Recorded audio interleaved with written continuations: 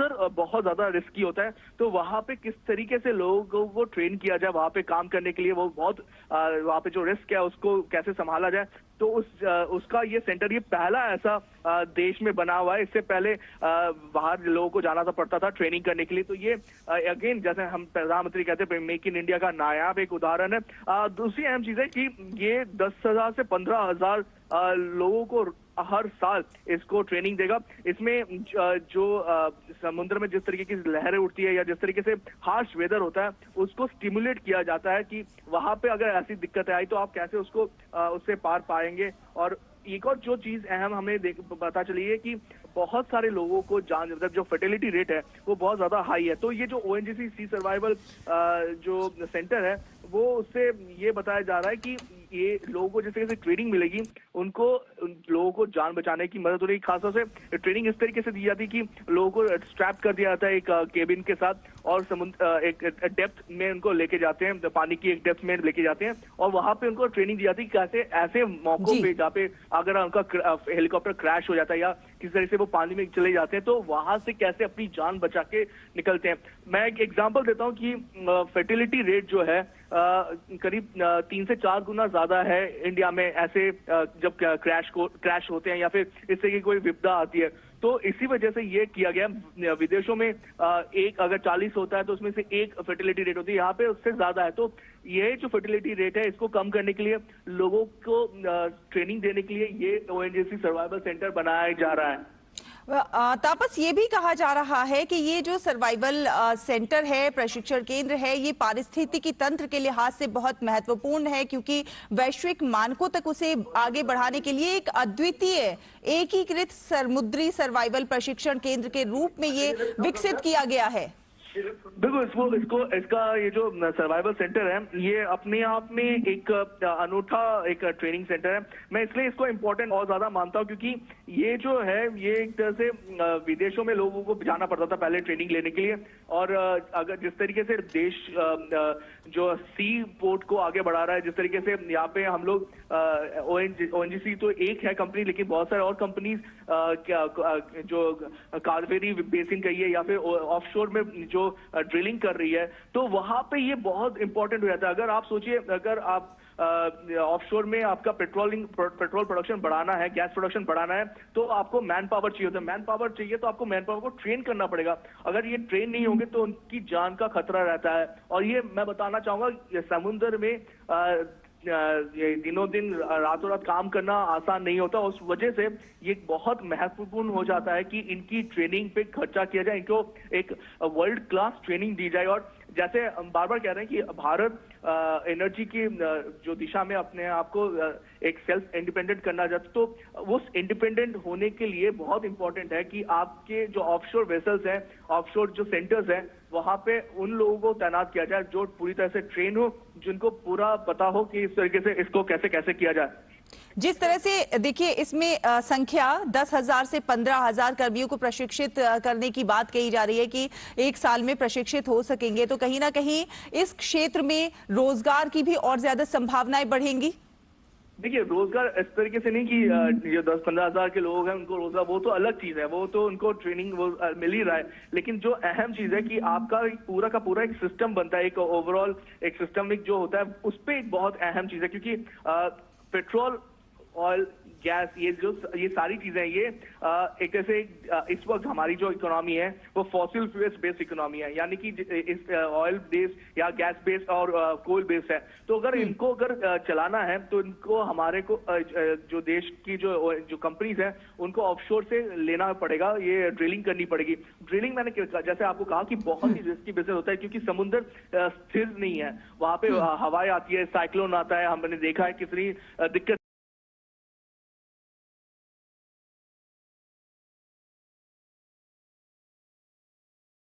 है। जी शायद सबसे पहले तो मैं ये बताना चाहूंगा, प्रधानमंत्री नरेंद्र मोदी इस वक्त गोवा पहुंच चुके हैं इंडिया एनर्जी वीक 2024 का उद्घाटन करने के लिए। लेकिन सबसे पहले उन्होंने ओएनजीसी सी सर्वाइवल सेंटर इसका उद्घाटन किया। ये एक बहुत ही अहम एक state of the art integrated sea survival training centre है। मैं इसलिए इसको इम्पोर्टेंट कहता हूँ क्योंकि अगर आप देखने में, और यही वजह है कि यहाँ पे इतना जबरदस्त जोर, इतना जबरदस्त दिया जाता है कि टेक्नोलॉजी को आगे लेके जाया जाए, किस तरीके से वो टेक्नोलॉजी जो घर घर तक पहुंचे। जैसे अभी एक प्रेशर कुकर दिखाया जाता है जहाँ पे उनको वो एक तरह से बहुत ही कॉम्पैक्ट प्रेशर कुकर है। कॉम्पैक्ट प्रेशर कुकर यानी उसमें कोई बायोफ्यूल की जरूरत नहीं है, उसको अलग तरीके से तैयार किया गया है, तो सोलर एनर्जी के जरिए भी उसको तैयार किया गया। तो इस तरीके से बहुत सारी टेक्नोलॉजीज है जो घर के लोगों तक, जो कोने कोने में जो हमारे देश में लोग हैं उनको पहुंचाई जा रही है और वो उससे लाभ ले सकते हैं। पहले क्या होता था कि टेक्नोलॉजी बन तो जाती थी लेकिन किसी साइंस जर्नल में या किसी जो इंस्टीट्यूट है वहां पे पड़ी रहती थी। अब प्रधानमंत्री का मानना है कि जो भी टेक्नोलॉजी बने वो लोगों के काम के लिए बने, लोगों को वो प्रोवाइड किया जाए उसका फायदा। तो इसलिए जो लोग हैं वो साइलोस से निकल के, पहले एक कोई इंस्टीट्यूट बनाता था तो दूसरे इंस्टीट्यूट को पता नहीं होता, अब सब एक इंटीग्रेटेड तरीके से काम किया जा रहा है। बिल्कुल। और तापस, ये जो हम प्रदर्शनी में देख रहे हैं अपने टेलीविजन स्क्रीन पर जो तस्वीरें आ रही हैं, जो पीछे दर्शाया जा रहा है कि किस तरह से साइंस, तकनीक और साथ ही साथ पर्यावरण का सामंजस्य, इन सबको साथ में लेकर चलते हुए किस प्रकार प्रकृति का संतुलन बनाया जाए, इसको भी प्रस्तुत कर रही है ये प्रदर्शनी। इसमें कोई दो राय नहीं है क्योंकि जो एनवायरनमेंट है, ये जो हमारा पर्यावरण है वो सर्वोच्च है।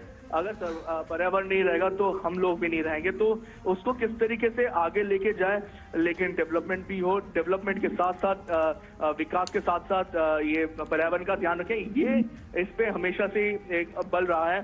सस्टेनेबिलिटी की आपने बात की, प्रधानमंत्री का खुद का उन्होंने पूरे विश्व को दिया है नारा, लाइफ का मिशन लाइफ जो है वो लाइफस्टाइल फॉर चेंज जो है वो बता रहे हैं कि सस्टेनेबिलिटी के साथ चलिए। अगर आपको जरूरत है जिस चीज की वही चीज लीजिए, एक्स्ट्रा ना लीजिए, वेस्ट ना कीजिए, और वो एक अहम नारा है। और ये जो प्रदर्शनी है यहाँ पे भी हमें वैसी ही चीजें देखने को मिल रही है कि किस तरीके से पर्यावरण को ध्यान में रख के सारी चीजें की जा रही है। और ये जो पूरा प्रदर्शनी प्रधानमंत्री देख रहे हैं, देखिए ऐसा नहीं है कि हर एक जगह पे जा रहे हैं, हर एक चीज समझने की कोशिश कर रहे हैं, हर एक लोगों से मिल रहे हैं, उनको बता रहे हैं कि आप आगे बढ़ रहे हैं। और बहुत ही ये जो प्रोत्साहन देने वाला ये पूरा का पूरा मामला है, तो लोग खुश हैं। जो जितने भी इंजीनियर्स हैं, जितने भी साइंटिस्ट हैं, लोग काम कर रहे हैं हर एक अलग अलग टेक्नोलॉजी पे, उनको एक बल मिल रहा है कि अगर हमारे देश का प्रधानमंत्री हमारे साथ खड़ा है तो हम कोई भी बाधा काट के आगे बढ़ सकते हैं।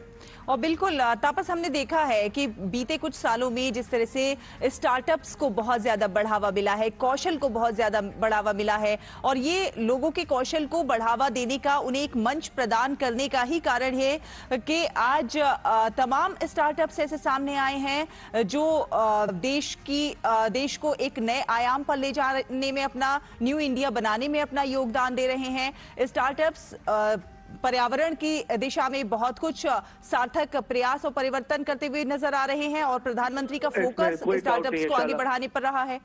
शायद इसमें कोई डाउट नहीं है कि विश्व में थर्ड सबसे बड़ी स्टार्टअप इकोसिस्टम भारत की है। सबसे ज्यादा तेजी से जो यूनिकॉर्न बन रहे हैं वो भारत में बन रहे हैं। पूरी विश्व की नजरें जो है इस वक्त भारत में। और वो भी क्यों ना, मैं आपको एक एग्जांपल देता हूँ ना। हम लोगों ने बताया कि ethanol blended petrol programme Bharat ने शुरू किया था, जहाँ पे कोशिश की जा रही है कि 35 तक 20% ब्लेंडिंग जो है E20 जिसे कि ब्लेंडिंग की जाए। इससे पहले जब लोगों ने सुना था, सोचा था, तो उन्होंने कहा था कि ये पॉसिबल नहीं है, ये हो नहीं सकता। लेकिन ना सिर्फ 10% का पहले लक्ष्य रखा गया, उसको पहले ही हासिल किया गया, बल्कि उसके बाद E20 के साथ इस लक्ष्य को आगे बढ़ाया गया। अब मैं एक एग्जांपल देता हूँ, करीब 4 बिलियन $, या ये इतनी बड़ी जो राशि है, इसको हर साल बचाया जा रहा है। और सिर्फ बचा नहीं जा रहा, हम ये विदेशी मुद्रा जो है $, बचा नहीं रहे, हम अपने जो किसान हैं उनको भी फायदा पहुंचा रहे हैं। तो अगर जो पहले एक किसान अगर शुगर केन या उसकी कटाई करता था, उसको उगाता था, तो अब उसको उसका दुगना पैसा भी मिल रहा है कि कंपनीज आ रही है उनसे ले रही है, क्योंकि वो ब्लेंड इथेनॉल बनाने में वो सहायक है। दूसरी जो अहम चीज है कि हम बार बार बात करें क्लीन एनर्जी टेक्नोलॉजीज की, क्योंकि हमें चाहिए जो पावर सेक्टर में जो इलेक्ट्रिसिटी की खपत है वो जरूरत है। आप सोचिए एक जमाना था जब, जैसे मैंने कहा था, पावर डिफिशिएंट था भारत, और आज की डेट में करीब 1,94,394 मेगावाट जनरेशन कैपेसिटी भारत ने पिछले 9 सालों में, यानी एक जमाना था जब 4,26,000 से ये ज्यादा बढ़ा के, और उसमें से 4,26,000 की जो कैपेसिटी है वो आप सोचिए, ये पावर कैपेसिटी जो है इसमें बढ़ाई गई है जो आपके रिन्यूएबल सेक्टर की तरफ से। तो फॉसिल फ्यूल्स का जो वो रखा जा रहा है वो कम किया जा रहा है हर बार, और जो रिन्यूएबल जो सेक्टर का है वो उसको बढ़ाया जा रहा है। तो रिन्यूएबल 2023-24 की अगर मैं बात करूं तो 7,570 मेगावाट रिन्यूएबल कैपेसिटी किया गया है, मतलब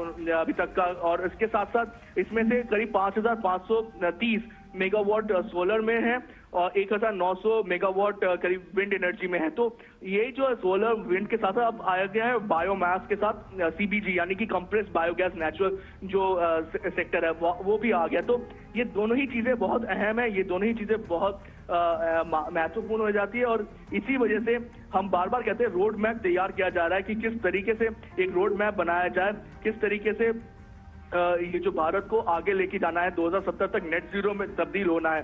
तो नेट जीरो कैसे तब्दील होगा उसका एक रोड मैप तैयार किया गया, उसी पे ये चल रहा है। बिल्कुल। और तापस, इसमें अभी तस्वीरों में हमने देखा प्रधानमंत्री नरेंद्र मोदी को एक एक स्टोव है और कुछ बॉटल्स हैं। ये क्या हैं और किस तरह से ये एनर्जी से रिलेट है? जी, मैं वही आपको बता रहा था कि किस तरीके से जो गांव में लोगों को ये स्टोव दिया जाएगा, उससे जो गांव की जो औरतें हैं, जो लेडीज हैं, आपको शायद याद होगा एक जमाना था कि चूल्हा फूकती थी और चूल्हे का जो धुआं आता था, तो वो किस तरीके से लोगों को, जो खासतौर से जो महिलाएं हैं, उनकी जो सांसें, उनमें दिक्कत होती थी, उनकी मृत्यु की दर जो है इस वजह से बढ़ जाती थी।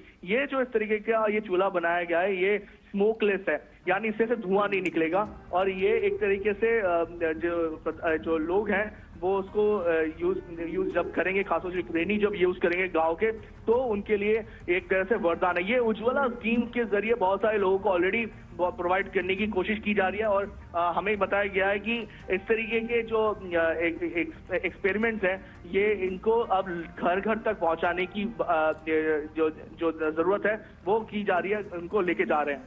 Basically focus clean energy, green energy पर है, और एनर्जी के क्षेत्र में, ऊर्जा के क्षेत्र में किस प्रकार आत्मनिर्भर बना जाए। कई दिशाओं में हम लोग आत्मनिर्भर पहले ही बन चुके हैं और लगातार प्रयास हो रहे हैं, और उस दिशा में ये प्रदर्शनी काफी कुछ बयान करती हुई। बिल्कुल, इसमें जैसे मैंने कहा कि आत्मनिर्भर बनना है, लेकिन उसके साथ साथ हमें ये लेके जाना है कि हरित एनर्जी के साथ किस तरीके से रिन्यूएबल एनर्जी पे जोर दिया जा रहा है। ऑलरेडी भारत में, जैसे मैंने कहा, विंड और सोलर एनर्जी पे, हाइड्रो एनर्जी पे बहुत जोर है, लेकिन इसके साथ साथ जो सीबीजी, बायोगैस, इथेनॉल, पेट्रोल, इन सब पे भी जोर दिया जा रहा है जो हाइड्रोजन सेल फ्यूल पे, क्योंकि हाइड्रोजन सेल जो है वो फ्यूचर का फ्यूल माना जा रहा है कि इसके अगर टेक्नोलॉजी और ज्यादा बढ़ती रहे, टेक्नोलॉजी को अगर और विकसित किया जाए, तो शायद इसके बाद हम देख पाएंगे कि लोगों को ये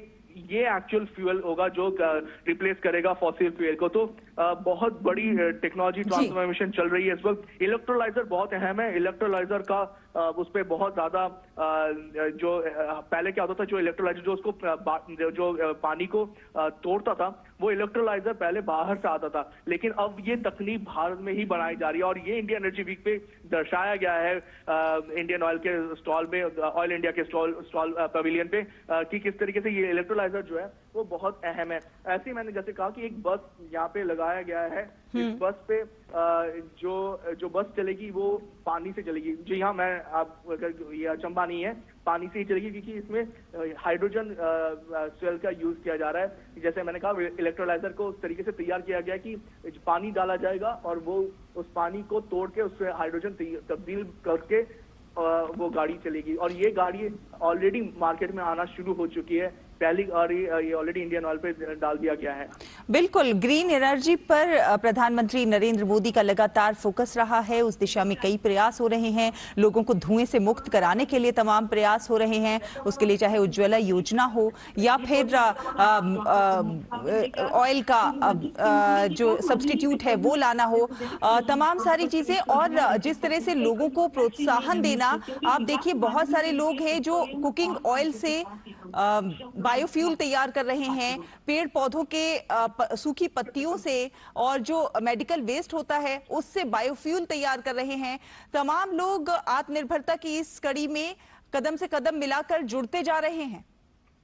जी बिल्कुल, आपने देखा कि जिस तरीके से लोग आगे बढ़ रहे हैं, आप देख पाते हैं कि कहीं ना कहीं लोगों में भी वो जज्बा है कि 2070 तक किसी तरीके से 2070 तक जो नेट जीरो का प्रधानमंत्री का जो नारा है, जो विजन है, उसको हासिल करें।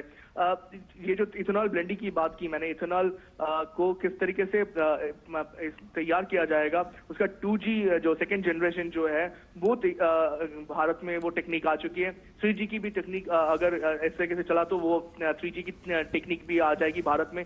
लेकिन 2G सेकेंड जनरेशन मैं क्यों कह रहा हूँ कि एक जमाना था सिर्फ शुगर केन यानी गन्ने से ही इथेनॉल बनाया जाता था, लेकिन अब क्या हो गया है कि एग्रीकल्चर वेस्ट के ये पराली के ये इन सब से आप इथेनॉल बना सकते हैं। इथेनॉल की और बना के सिर्फ ऐसा नहीं है, लोगों को खासतौर से जो ग्रामीण लोग हैं, जो खेती करने वाले लोग हैं, किसान हैं, उनको फायदा मिलता है, क्योंकि जो उनकी जो खेती का एक पार्ट है जो वेस्ट हो जाता था, अब वो कंपनीज को जाके देते हैं, कंपनीज उनको अच्छा खासा पैसा भी देती है। तो एक तरह से डबल फायदा जो किसानों को हो रहा है। एक तो जो किसान एक खेती करते थे वो खेती से तो फायदा हो ही रहा है, जो खेती के बाद जो अवशेष रह जाते थे वो अवशेष को भी अगर आप वो कंपनीज को बेचते हैं, उससे भी कंपनीज उनको पैसा देती है और उससे पैसा भी मिलता है उनको। और दूसरा अहम चीज है, हमने देखा किस तरीके से पराली जलाने से कितना लोगों को प्रॉब्लम होती है, किस तरह से पोल्यूशन बढ़ता है, तो अब वो भी अब उससे भी निजात पाया जा सकता है इसके बाद। बिल्कुल। अच्छा, अगर इसको हम गोवा में प्रधानमंत्री नरेंद्र मोदी इस वक्त डायस पे आ चुके हैं, मैं आपको बताना चाहूंगा शैला, और थोड़ी देर में वो हम लोगों को संबोधित करेंगे और पूरे देश की निगाहें इस वक्त प्रधानमंत्री नरेंद्र मोदी और worldwide as an emphatic voice for energy transition and sustainable development. Thank you, Honorable Prime Minister, sir. And ladies and gentlemen, the India Energy Week stands as a testament to the bold and decisive leadership of Honorable Prime Minister that has positioned India as a trailblazer in clean energy solutions, as an emphatic voice and a credible voice in the global fight against climate change, and as a leader in the transition to low-carbon economy. And where energy security and environmental sustainability are not just policy goals, but they are the cornerstone of our nation's economic resilience and our energy self-reliance. And with the presence of the global energy leaders present in this August gathering, the India Energy Week 2024 being organized by FIPPI under the aegis of Ministry of Petroleum and Natural Gas is definitely a platform towards our shared responsibility and chalking out a future where energy is a catalyst towards our peace, progress, prosperity and environmental stewardship. So as we cruise on this sustainable path together in this resplendent land, Goa, to welcome you all, I request our host minister, मैं हमारे माननीय श्री हरदीप सिंह पुरी जी को आमंत्रित करती हूँ। माननीय petroleum और प्राकृतिक गैस के केंद्रीय मंत्री, उनसे निवेदन है उनके स्वागत उद्बोधन के लिए।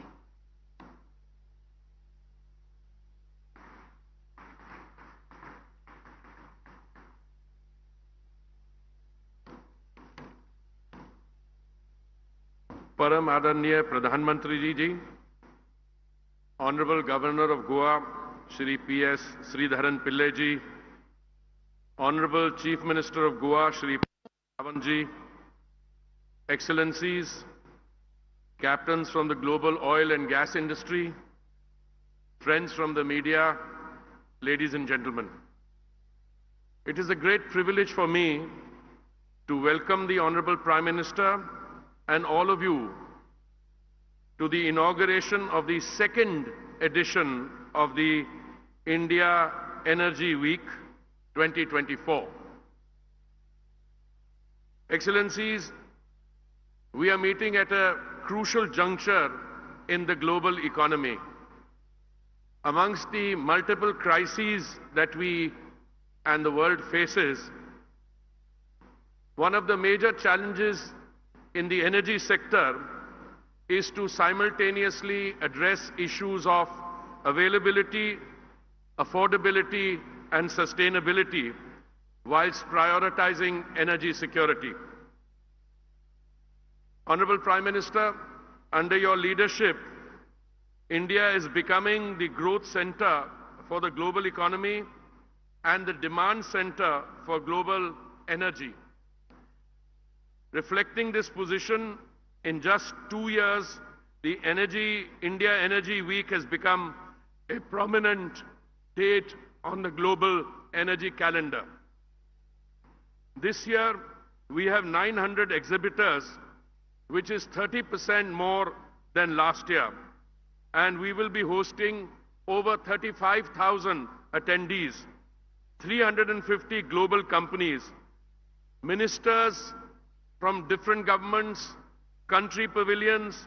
All this is now part of the India Energy Week platform. Over the next 4 days, India Energy Week will feature more than 400 global speakers, contributing to over 46 strategic sessions and 46 technical sessions. Last year, sir, you had suggested that we involve more people in the program to see the sustainable solutions, the innovations which were showcased. Sir, this year, a very large number of students are going to attend and participate in the Energy Week. Over 300 startups and MSMEs will highlight their prowess in the special Make in India pavilion. Sir, you assumed the leadership of the G20 at a time when there were, and there still are, many global challenges, and you played unifier.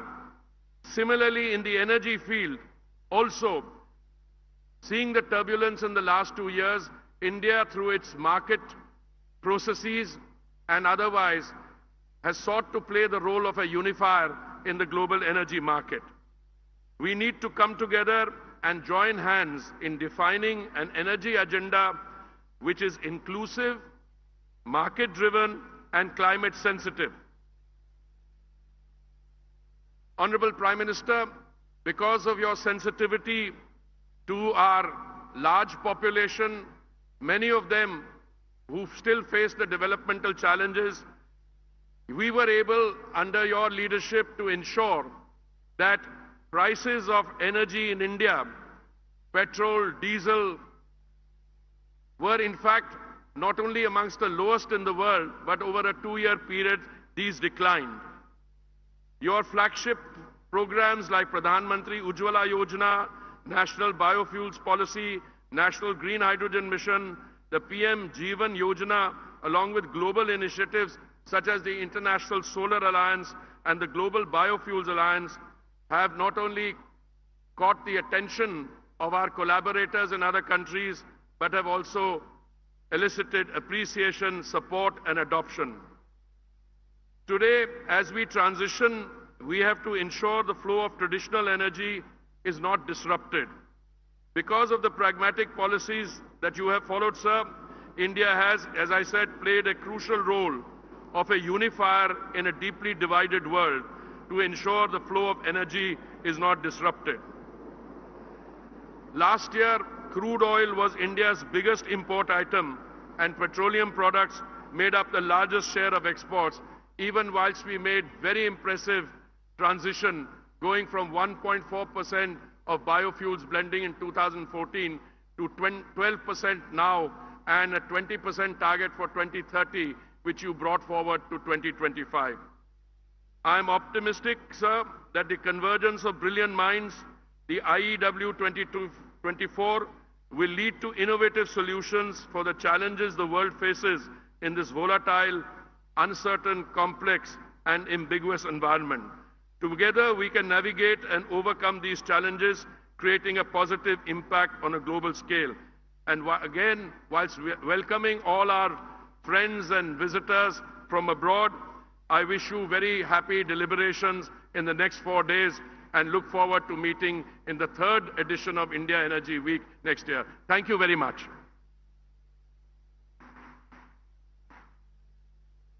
Thank you, Honourable Minister, sir, for highlighting the impressive footprints and greener footprints which India is casting as it moves ahead in addressing the energy needs of its 1.4 billion people in a more accessible and affordable manner.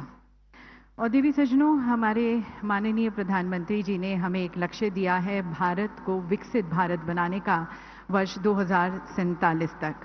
और माननीय प्रधानमंत्री जी का ये संकल्प है कि देश के हर एक राज्य को साथ लेकर उसके पर्यावरण अनुकूल, सतत और समावेशी विकास के साथ भारत को विकसित भारत बनाते हुए विश्व गुरु बनाना है। एक ऐसा राष्ट्र जो हर एक क्षेत्र में आत्मनिर्भर बनकर एक उत्तीर्ण उदाहरण बनकर अपनी समस्याओं के समाधान के साथ विश्व का नेतृत्व करे। और इस विकसित भारत की यात्रा में गोवा भी अपना सहयोग दे रहा है अपने ग्रीनर फुटप्रिंट्स कास्ट कर।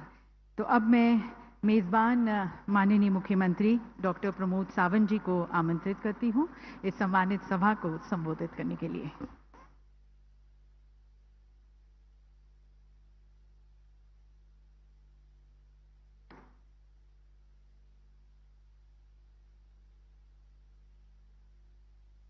Good morning, friends.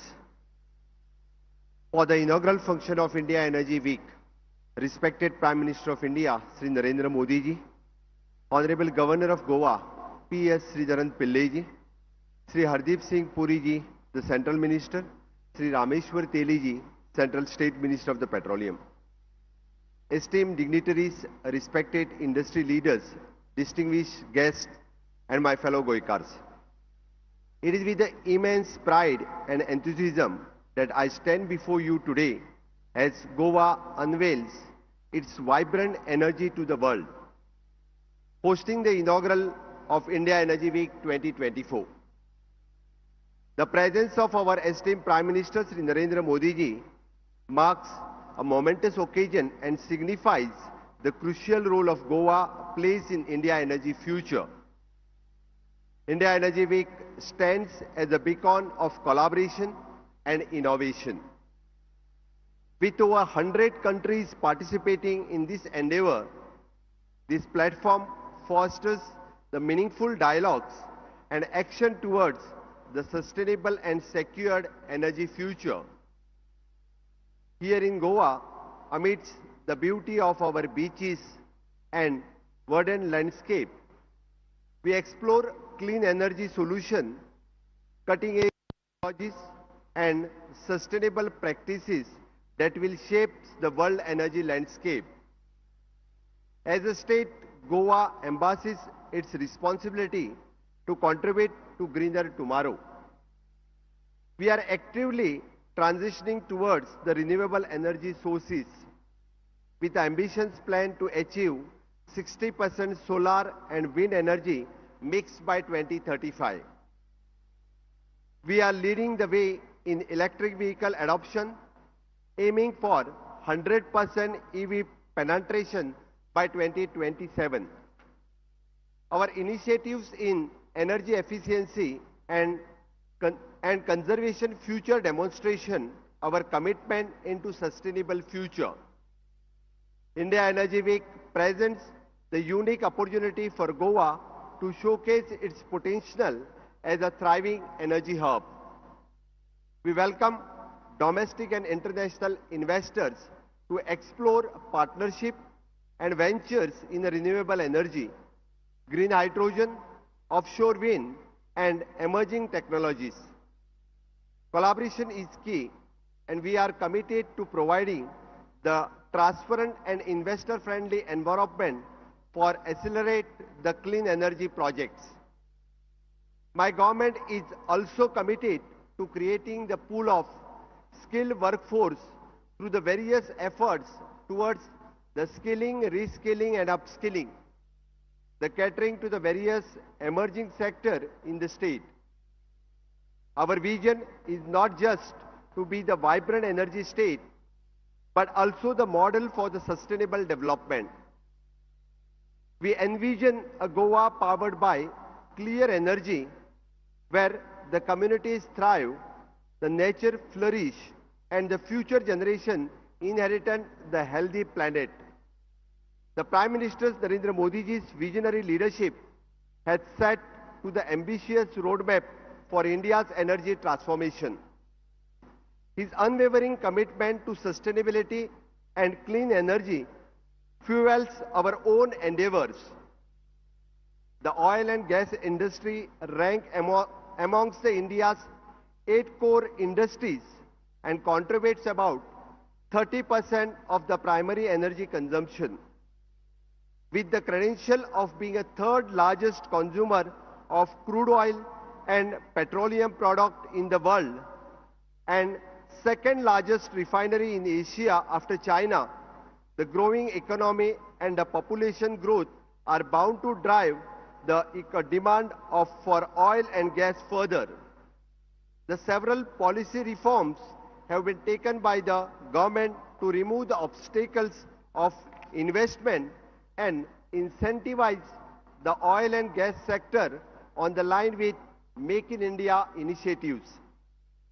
Further, to help India strengthen its climate resilience, Honorable India Prime Minister Shri Narendra Modi ji, on behalf of India, committed to bring down carbon intensity by India by more than 45% by 2030 and achieving the target net zero carbon emission by 2070. Further, Indian government has called to making the lifestyle for the environment a global mission to tackle the adverse effect of the climate change. Further, I am glad to know that ONGC has set up the world-class training facilities of HUET and Biocide module at Goa, which is not only to facilitate the training of ONGC officials, but also provides the support to Indian Coast Guards and will also be available for the global community. In the above backdrop, India thus emerged as a epicentric of the global energy landscape. India Energy Week 2024 will provide an ideal platform for policymakers, business leaders, researchers, and entrepreneurs to contemplate, deliberate, and to take the decisive steps to navigate the ever-evolving energy landscape. I express my hearty gratitude to Honorable Prime Minister Modi ji for presence today as they inspire us to achieve even greater heights. It is this constant support that they enable the Goa to host 8 major meetings of the part of the nation's G20 presidency and also the prestigious meeting for the foreign ministers on the sideline with the G20 meetings. Friends, the Goa is rapidly getting the recognition as a preferred destination for MICE. Let India Energy Week Goa 2024 be catalyst for the brighter tomorrow. Let us forge the partnership, share knowledge, and commit to the future power by clean energy, economic prosperity, and environmental stewardship. Together, let us illuminate the path towards the sustainable and secure energy future for India and beyond. Thank you. Jai Hind, Jai Goa.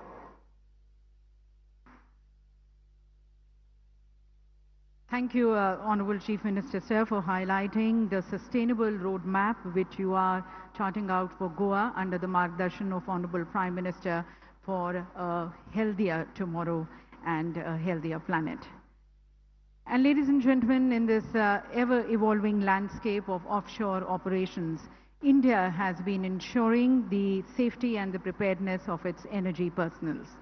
We now present you a short film that captures the mitigation techniques adopted to combat the inherent professional and occupational challenges in the oil and gas sector.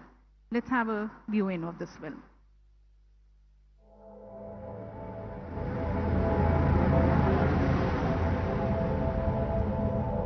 यदि हम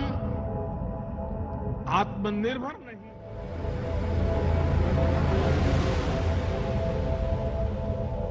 यदि हम आत्मनिर्भर नहीं होंगे तो हमारा देश अपने लक्ष्य कैसे पूरे करेगा, अपनी डेस्टिनी तक कैसे पहुंचेगा।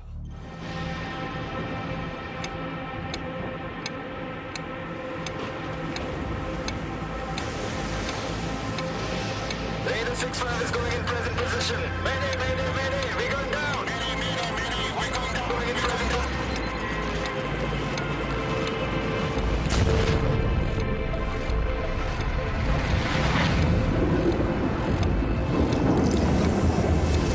Escaping a helicopter after it crashes into the sea is a race against time.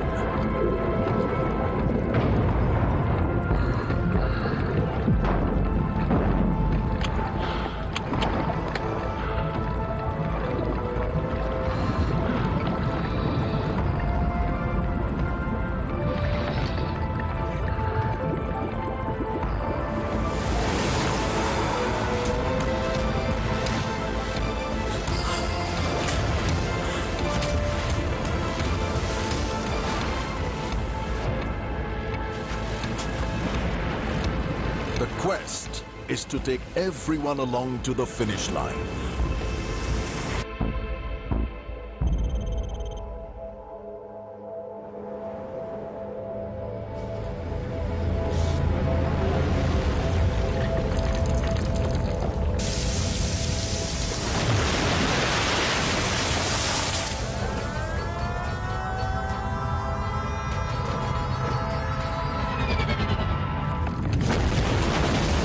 When there is a blowout, the priority is getting everyone to safety, away from the highly flammable gas and liquid, gushing to the surface at extreme pressure.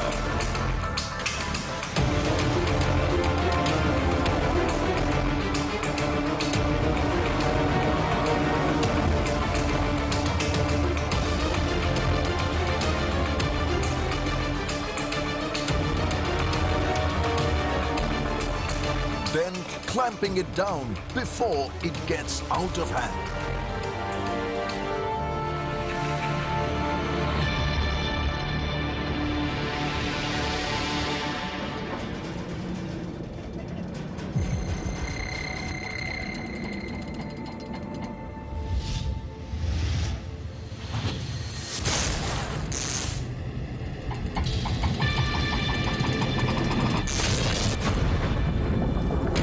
A levy or boiling liquid expanding vapor explosion can be catastrophic.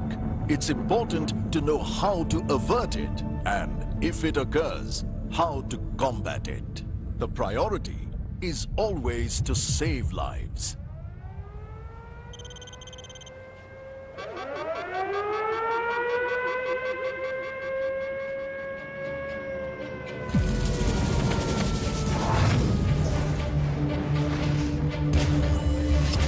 And when a helicopter catches fire, we act without hesitation, leaving no man behind.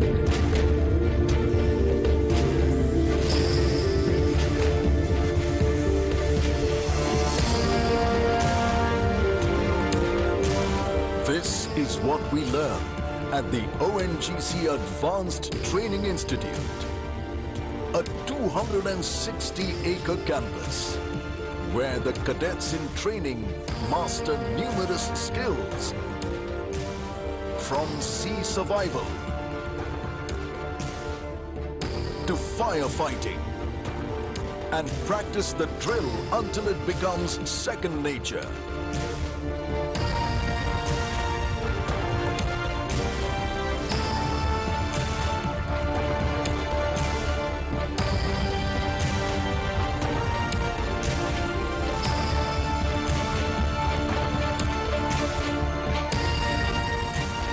Turning them into world-class energy soldiers. ONGC Advanced Training Institute, the energy sector's new safety benchmark. Which which is being inculcated in our energy professionals, making them as Atmanirbhar energy soldiers. And now, ladies and gentlemen, as we seek to be led and guided by the global charismatic leader who's been a beacon of hope and inspiration, inculcating the right investments, innovations and collaborations much needed to address the challenges of our times, please join me in inviting the architect of India's transformative vision, Honorable Prime Minister Modi, for his address at the India Energy Week 2024.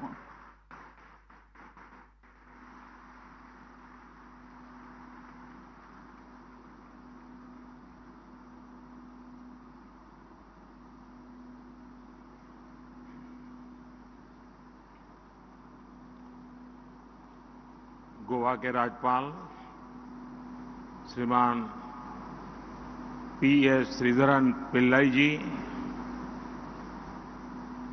Goa के युवा मुख्यमंत्री श्री प्रमोद सावंत जी, केंद्रीय मंत्रिमंडल के मेरे सहयोगी हरदीप सिंह पुरी जी, रामेश्वर तेली जी, विभिन्न देशों से आए अतिथिगण,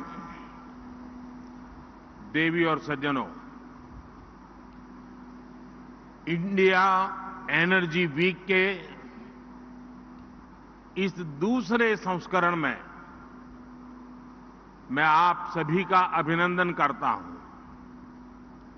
हमारे लिए ये बहुत खुशी की बात है कि इंडिया एनर्जी वीक का ये आयोजन हमेशा एनर्जी से भरे रहने वाले गोवा में हो रहा है। गोवा अपने आतिथ्य भाव के लिए जाना जाता है। पूरी दुनिया से यहां आने वाले पर्यटक यहां की सुंदरता और संस्कृति से प्रभावित होते हैं। गोवा आज वो राज्य भी है जो विकास के नए प्रतिमानों को छू रहा है। इसलिए आज जब हम पर्यावरण के प्रति संवेदनशीलता की बात करने के लिए एकजुट हुए हैं, सस्टेनेबल फ्यूचर के बारे में बात करने जा रहे हैं, तो इसके लिए गोवा बहुत ही परफेक्ट डेस्टिनेशन है। मुझे विश्वास है इस समिट में आए सभी विदेशी मेहमान अपने साथ गोवा की लाइफ टाइम मेमोरी लेकर जाएंगे। साथियों, इंडिया एनर्जी वीक का यह आयोजन एक बहुत महत्वपूर्ण कालखंड में हो रहा है। इस वित्तीय वर्ष के पहले 6 महीनों में ही भारत की जीडीपी दर 7.5% से अधिक हो गई है। ये दर ग्लोबल ग्रोथ को लेकर जो अनुमान लगाया गया है उससे भी बहुत अधिक है। भारत आज विश्व की सबसे तेज बढ़ती अर्थव्यवस्था है और हाल ही में आईएमएफ ने भी ये भविष्यवाणी की है कि हम ऐसे ही तेज गति से आगे बढ़ेंगे। आज पूरी दुनिया के एक्सपर्ट्स ये मान रहे हैं कि भारत जल्द ही विश्व की तीसरी सबसे बड़ी अर्थव्यवस्था बनेगा। भारत की इस ग्रोथ स्टोरी में एनर्जी सेक्टर की बहुत महत्वपूर्ण, स्वाभाविक रूप से उसका महात्म्य बढ़ रहा है।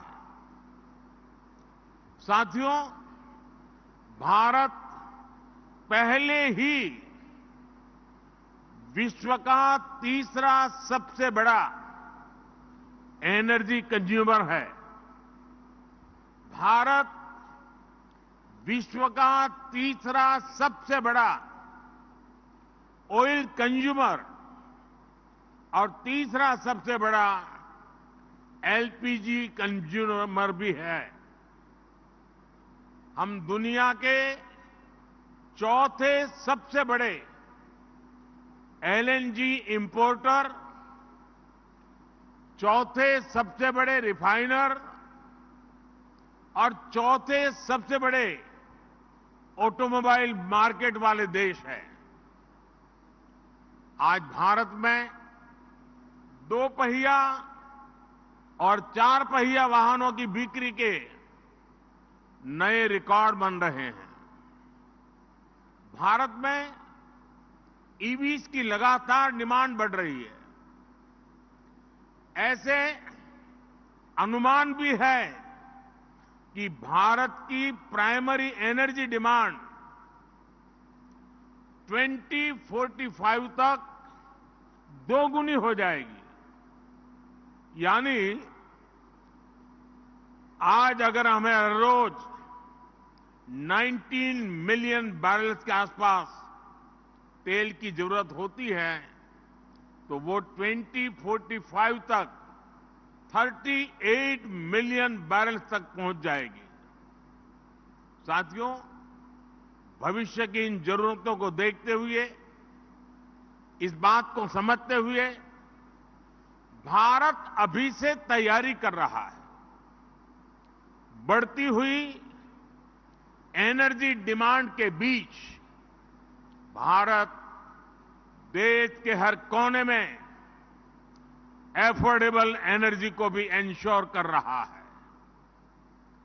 भारत ऐसा देश है जहां अनेक ग्लोबल फैक्टर्स के बाद भी बीते 2 सालों में पेट्रोल और डीजल के दाम कम हुए हैं। इसके अलावा भारत ने 100% इलेक्ट्रिसिटी कवरेज हासिल करते हुए बिजली को करोड़ों घरों तक पहुंचाया है। और ऐसे प्रयासों के कारण ही आज भारत विश्व के मंच पर एनर्जी सेक्टर में इतना आगे बढ़ रहा है। भारत ना सिर्फ अपनी जरूरतों को पूरा कर रहा है, बल्कि विश्व के विकास की दिशा भी तय कर रहा है। साथियों, आज भारत अपने यहां 21वीं सदी का आधुनिक इंफ्रास्ट्रक्चर बना रहा है। हम इंफ्रास्ट्रक्चर बिल्डिंग मिशन पर काम कर रहे हैं। इस वित्तीय वर्ष में हम इंफ्रास्ट्रक्चर पर करीब 10 लाख करोड़ रुपए इन्वेस्ट कर रहे हैं। अभी 1 सप्ताह पहले जो भारत का बजट आया है, उसमें हमने अब इंफ्रास्ट्रक्चर पर 11 लाख करोड़ रुपए से अधिक के खर्च का संकल्प लिया है। इसका एक बड़ा हिस्सा एनर्जी सेक्टर के खाते में जाना तय है। इस बड़ी राशि से रेलवे, रोडवेज, वाटरवेज, एयरवेज या हाउसिंग, जो भी इंफ्रास्ट्रक्चर देश में बनेगा, सभी को एनर्जी की जरूरत होगी। और इसी कारण आप देख रहे हैं कि भारत कैसे अपनी ऊर्जा क्षमता को, एनर्जी कैपेसिटी को लगातार बढ़ा रहा है। हमारी सरकार ने जो रिफॉर्म्स किए हैं, उससे भारत में घरेलू गैस का उत्पादन तेजी से बढ़ रहा है। हम प्राइमरी एनर्जी मिक्स में नेचुरल गैस को 6% से बढ़ाकर 15% तक करने के लिए प्रयास कर रहे हैं। इसके लिए अगले 5-6 वर्षों में करीब $67 बिलियन का निवेश होने जा रहा है। हम पहले ही विश्व के सबसे बड़े रिफाइनर में से एक है। आज हमारी रिफाइनिंग कैपेसिटी 254 MMTPA से अधिक हो गई है। हमने 2030 तक भारत की रिफाइनिंग कैपेसिटी को 450 MMTPA तक पहुंचाने का लक्ष्य रखा है। भारत पेट्रोकेमिकल और अन्य फिनिश प्रोडक्ट्स के क्षेत्र में भी एक बड़ा निर्यातक बनकर उभरा है। मैं आपको ऐसे कई और उदाहरण दे सकता हूं, लेकिन इन सारी बातों का मूल ये है कि भारत इस समय एनर्जी पर इतना निवेश कर रहा है जितना पहले कभी नहीं हुआ, और इसलिए आज दुनिया में ऑयल, गैस और एनर्जी सेक्टर से जुड़ा करीब करीब हर लीडर भारत में निवेश करना चाहता है। कितने ही लीडर्स इस समय मेरे सामने बैठे हुए हैं। हम पूरी गर्मजोशी से आपका भी स्वागत करते हैं। साथियों, सर्कुलर इकोनॉमी भारत की प्राचीन परंपरा का हिस्सा रही है। रीयूजिंग का कंसेप्ट भी हमारे जीने के तरीके से जुड़ा हुआ है, और ये बात एनर्जी सेक्टर से भी उतनी ही जुड़ी हुई है। पिछले वर्ष G20 समिट में हमने जिस ग्लोबल बायोफ्यूल्स अलायंस को शुरू किया था, वह हमारी इसी भावना का प्रतीक है। इस अलायंस ने पूरे विश्व की सरकारों, संस्थाओं और इंडस्ट्रीज को एक साथ इकट्ठा कर दिया है। जब से ये अलायंस बना है, इसे व्यापक समर्थन मिल रहा है। बहुत कम समय में ही 22 देश और 12 इंटरनेशनल ऑर्गेनाइजेशन इस अलायंस से जुड़ गए हैं। इससे पूरे विश्व में बायोफ्यूल्स के इस्तेमाल को बढ़ावा मिलेगा। इससे करीब $500 बिलियन की आर्थिक संभावनाओं को बनाने में भी मदद मिलेगी। साथियों, अपने यहां भी भारत ने इस क्षेत्र में बड़ी प्रगति की है। पिछले कुछ वर्षों में भारत में बायोफ्यूल्स का एडॉप्शन तेजी से बढ़ा है। 10 साल पहले हमारे यहां पेट्रोल में इथेनॉल की ब्लेंडिंग 1.5% के आसपास थी। 2023 में ये 12% से अधिक हो गई है। इससे लगभग 42 million metric tonne carbon emission घटा है।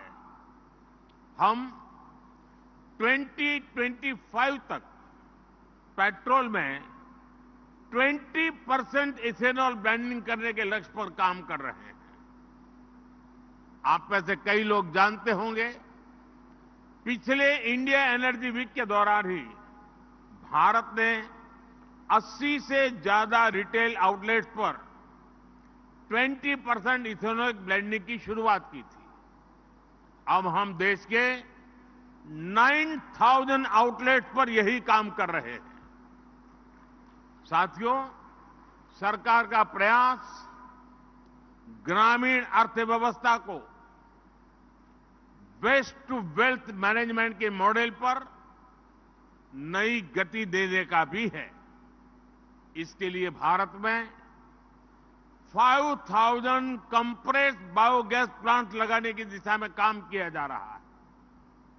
साथियों, विश्व की 17% जनसंख्या वाला देश होने के बाद भी विश्व में भारत का कार्बन एमिशन शेयर सिर्फ 4% है। इसके बाद भी हम अपने एनर्जी मिक्स को और बेहतर करने के लिए पर्यावरण के प्रति संवेदनशील एनर्जी सोर्सेज के विकास पर बल दे रहे हैं। 2070 तक हम नेट जीरो एमिशन का लक्ष्य हासिल करना चाहते हैं। आज Bharat renewable energy install capacity में विश्व में चौथे स्थान पर है। हमारी इंस्टॉल इलेक्ट्रिसिटी कैपेसिटी, इसका 40% हिस्सा नॉन फॉसिल फ्यूल सोर्सेज से आता है। बीते एक दशक में भारत की सोलर एनर्जी इंस्टॉल कैपेसिटी 20 गुना से ज्यादा बढ़ी है। सौर ऊर्जा से जुड़ने का अभियान भारत में जन आंदोलन बन रहा है। कुछ दिन पहले ही भारत में एक और बड़े मिशन की शुरुआत हुई है। भारत में 1 करोड़ घरों में सोलर रूफटॉप लगाने की योजना को उसका ऐलान किया गया है। इससे हमारे 1 करोड़ परिवार ऊर्जा के क्षेत्र में आत्मनिर्भर होंगे। उनके घरों में जो अतिरिक्त बिजली बनेगी उसे सीधे ग्रिड तक पहुंचाने की भी व्यवस्था की जा रही है। आप कल्पना कर सकते हैं भारत जैसे देश में इस योजना का कितना बड़ा असर होने जा रहा है। इससे आपके लिए भी इस पूरी सोलर वैल्यू चेन में निवेश की बहुत बड़ी संभावना बनने वाली है। साथियों, आज भारत ग्रीन हाइड्रोजन के क्षेत्र में भी तेजी से आगे बढ़ रहा है। नेशनल ग्रीन हाइड्रोजन मिशन के कारण भारत जल्द ही हाइड्रोजन प्रोडक्शन और एक्सपोर्ट का केंद्र बनने वाला है। मुझे विश्वास है भारत का ग्रीन एनर्जी सेक्टर इन्वेस्टर्स और इंडस्ट्री दोनों को श्योर शॉर्ट विनर बना सकता है। साथियों, इंडिया एनर्जी वीक का ये आयोजन सिर्फ भारत का आयोजन नहीं है। ये आयोजन India with the world and India for the world इस भावना का प्रतिबिंब है। और इसलिए ये मंच आज एनर्जी सेक्टर से जुड़े विचार विमर्श और अनुभवों को साझा करने का मंच बन गया है। आइए एक दूसरे से सीखने पर, तकनीक की साझेदारी पर और सस्टेनेबल एनर्जी के नए रास्तों को तलाशने पर एक साथ आगे बढ़ते हैं। Let us learn from each other, let us collaborate on cutting edge technologies and let us explore avenues for sustainable energy development. हम एक साथ मिलकर एक ऐसा भविष्य बना सकते हैं जो समृद्ध भी हो और जिसमें पर्यावरण का संरक्षण भी हो सके। मुझे विश्वास है कि ये मंच हमारे प्रयासों का प्रतीक बनेगा। एक बार फिर मैं इस आयोजन के लिए आप सभी को बहुत बहुत शुभकामनाएं देता हूं। बहुत बहुत धन्यवाद। Thank you, Honorable Prime Minister, sir. That, ladies and gentlemen, is a commitment coming from a leader who's the voice of the global south and who believes in greater collaborations with the other nations of the world towards building a more sustainable future for all of us. Thanking once again, Honorable Prime Minister, sir, as we work together towards a more climate-sensitive, clean, green, Atmanirbhar and a resilient growth of India, working with the nations of the world towards a healthier planet. Thank you, Honorable Prime Minister, sir, for your margdarshan.